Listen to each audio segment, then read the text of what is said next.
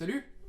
Et si les entreprises pouvaient se gérer toutes seules sans avoir besoin de patron? C'est la promesse que nous offre le DAO, nouvelle technologie issue de la blockchain. Alors les DAO, qu'est-ce que c'est? Je vais répondre à ça juste après le générique. C'est parti.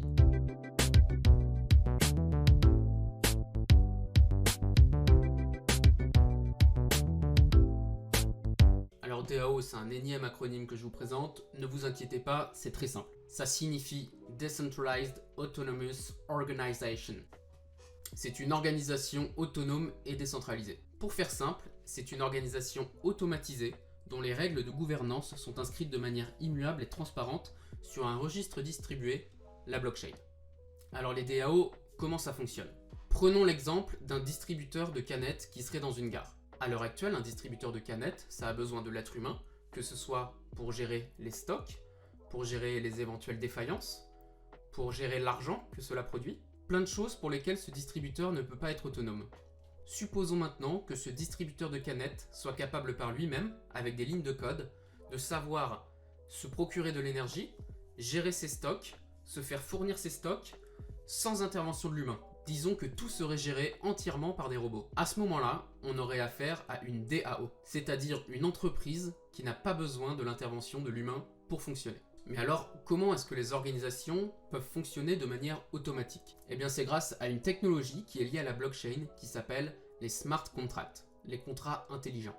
Donc ce sont des contrats ou des programmes qui sont des protocoles informatiques qui visent à automatiser une action lorsque les conditions prérequises sont remplies. Reprenons l'exemple du distributeur de canettes. Par exemple, s'il n'y a plus de stock dans le distributeur, le programme serait capable de le dire et d'effectuer une nouvelle commande qui serait livrée au distributeur. Et tout cela automatiquement. Ces smart contracts, donc ces contrats intelligents, sont déployés sur la blockchain. En général sur la blockchain Ethereum dont on a déjà parlé plusieurs fois. Une fois ces règles inscrites sur la blockchain, elles sont immuables et transparentes. C'est-à-dire que tout le monde connaît ces règles et personne ne peut les modifier, à quelques exceptions près.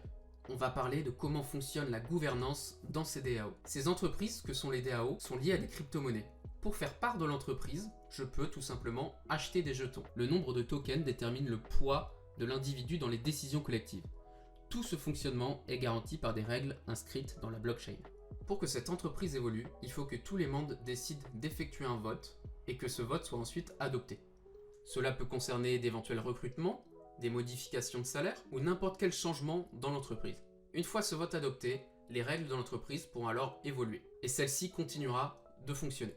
Alors les DAO, bien sûr, elles ont des qualités et des défauts. C'est une technologie nouvelle qui apporte plein de nouvelles choses, qui n'est pas encore parfaite.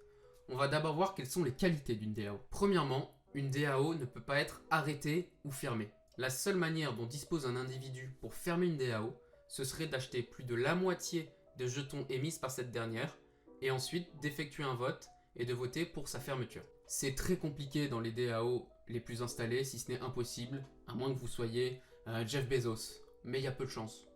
Autre avantage, aucune personne ou organisation ne peut contrôler l'entité, c'est-à-dire manipuler les chiffres par exemple. Parce qu'une DAO, c'est une entreprise open source, c'est-à-dire que l'on peut avoir accès à toutes les lignes de code qui la constituent et voir le fonctionnement global de cette entité dans les moindres détails. Ce qui rend les manipulations de chiffres par exemple compliquées, voire impossibles. Enfin, tout est transparent et auditable. Encore une fois, toutes les données sont ouvertes à tout le monde, donc on peut regarder toutes les données financières et vérifier que tout soit bien en ordre. Mais la DAO a aussi des défauts. Premièrement, le fait qu'elle soit open source la rend vulnérable aux attaques. Un hacker expérimenté peut très bien récupérer tout le code de cette entité et essayer de le hacker tout simplement afin d'extorquer des fonds par exemple. Bien sûr, les DAO sont de plus en plus sécurisées, mais ce sont des choses qui peuvent arriver et qui sont d'ailleurs déjà arrivées, on en parlera juste après. Enfin, c'est le défaut d'avoir une entité autonome qui fonctionne seulement grâce aux ordinateurs. On n'a pas de réelle stratégie de l'entreprise, on n'a pas de secret d'entreprise, on n'a pas de recherche et développement, donc tout ça, ça limite énormément le fonctionnement des DAO. Donc une DAO peut tout à fait être fonctionnelle et être même très efficace, mais pas pour des entreprises actuelles qui ont besoin d'une véritable stratégie pour s'implanter sur un marché par exemple. On est plus sur de l'exécution autonome. Alors plusieurs DAO existent actuellement, je vous affiche quelques exemples à l'écran.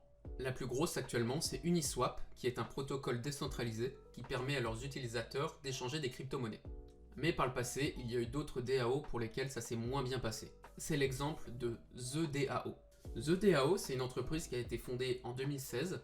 Il y avait initialement 20 000 investisseurs qui avaient recueilli 150 millions d'euros pour créer un fonds de capital risque. Ces 150 millions de dollars ont été inscrits dans la blockchain Ethereum. Mais comme cette DAO était en open source, des hackers y ont eu accès et ont extorqué 50 millions de dollars. À partir de là, The DAO ne s'est pas remis de cet échec et n'existe plus aujourd'hui. A noter que ce hack a eu lieu sur l'ancienne version de l'Ethereum. Aujourd'hui, l'entreprise a appris de ses erreurs et a sorti une deuxième version, celle que l'on connaît actuellement, qui est beaucoup plus sécurisée. Pour conclure, on en est encore aux prémices des DAO, mais ce que ça peut nous apporter, ce sont des organisations décentralisées qui ne dépendent pas d'une seule personne, comme toutes les entreprises que l'on connaît actuellement. Et ça peut être très bénéfique, notamment pour tout ce qui est conservation de vos données personnelles.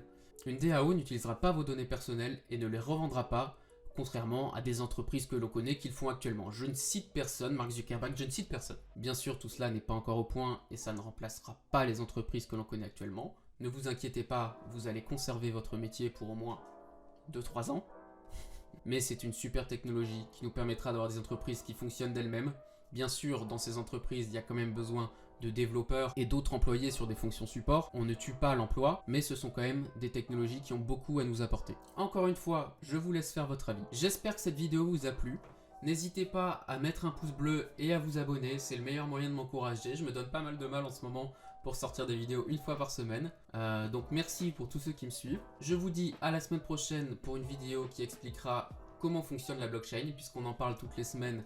Mais il s'agirait de savoir ce que c'est très exactement. D'ici là, portez-vous bien et excellente fête de fin d'année. Salut!